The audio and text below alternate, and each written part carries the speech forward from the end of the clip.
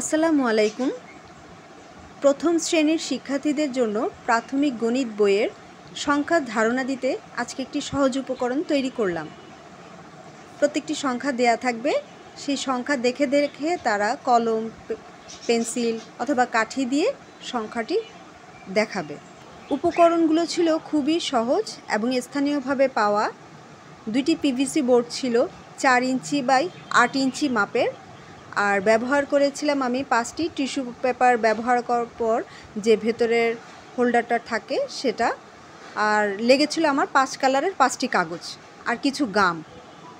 প্রথমে পিভিসি বোর্ডের মধ্যে আমি সেই মাপে কাগজ কেটে বসিয়ে দেই, তারপর সেই টিস্যু পেপারের যে ফোল্ডারগুলো ছিল সেগুলোকেও আমি রঙিন কাগজ দিয়ে পেঁচিয়ে নেই এবং এখানে আমি সেই একটা একটি করে টিস্যু হোল্ডার বসাই। আপনারা চাইলে আপনাদের পছন্দ মতো রঙিন কাগজ ব্যবহার করবেন, যেহেতু শিশুরা রঙের কাগজ পছন্দ করে এবং এখানে খরচ খুবই কম লেগেছে এবং টেকসই, হালকা। কিন্তু আমার যেটা চাহিদা ছিল যে শিক্ষার্থীদের শিক্ষণফল অর্জনে কতটুকু সহায়ক হবে সেটা আমি পেরেছিলাম। এবং পিভিসি বোর্ডটা আমি বিদ্যালয়ে ফেলে দিয়েছিল, সেই উচ্ছিষ্ট অংশ থেকে তুলে এনেছিলাম কাজে লাগানোর জন্য।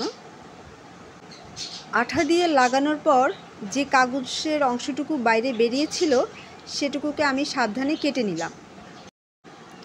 একে একে হোল্ডারগুলোকে গাম দিয়ে লাগাচ্ছি আমার পছন্দ মতো সিরিয়াল করে।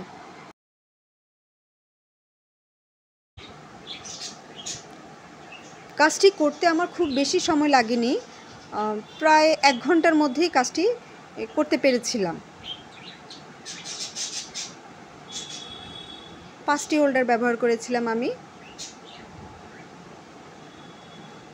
একে একে সবগুলো লাগাচ্ছিলাম এবং গামটি শুকিয়ে যাওয়ার জন্য অপেক্ষা করছি।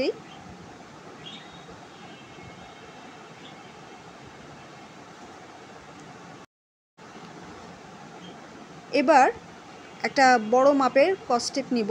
স্কচ টেপের এক পাশে পিভিসি বোর্ডের খালি অংশটা লাগাবো, আরেক পাশে আমার যে টিস্যু পেপারের হোল্ডারগুলো আছে সেই অংশটা লাগাবো।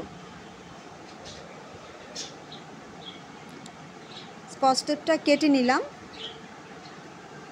এখন আমার উপকরণটি তৈরি। আমি ইচ্ছে মতো এখানে সংখ্যা লিখতে পারবো এবং সেগুলো চাইলেই আবার মুছে ফেলতে পারবো। ধন্যবাদ।